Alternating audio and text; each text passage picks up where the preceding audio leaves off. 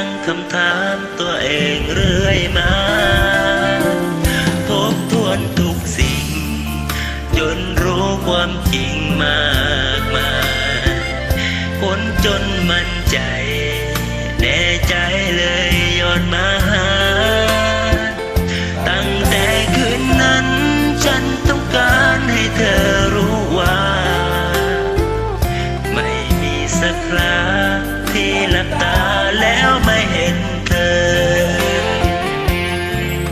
อาจเป็นคำว่าเหงาที่ทำให้เรามาเจอและพาคำว่าเธอมาฝังกลางใจ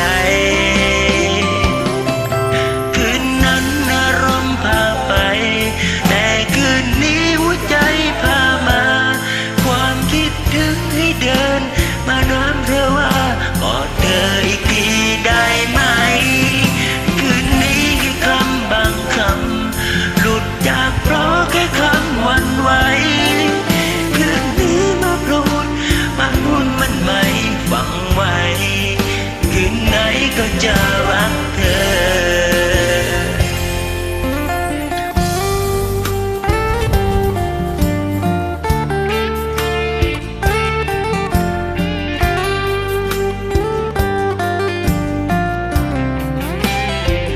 แค่คืนหนึ่งไม่ซึ้งอะไรหรือเปล่าหรือทุกเรื่องราวเธอจำได้เหมือนกันไหมติดริมบ้างไหมหรือแค่คืนไหนไม่สำคัญ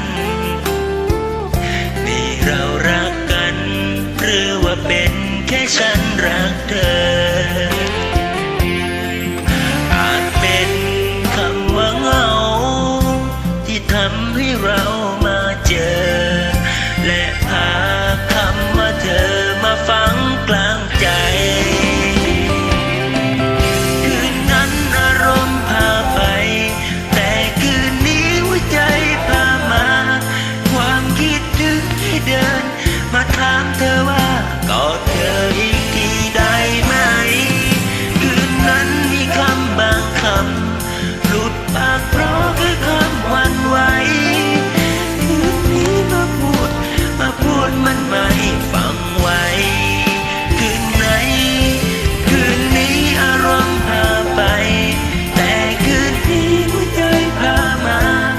ความคิดถึงไว้เดินมาถามเธอว่าจูบเธออีกทีได้ไหมคืนนั้นอารมณ์บางคำหลุดปากโอ้ให้คำหวั่นไหวคืนนี้มาพูดมันไม่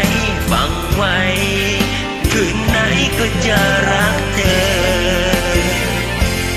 แต่คืนนั้น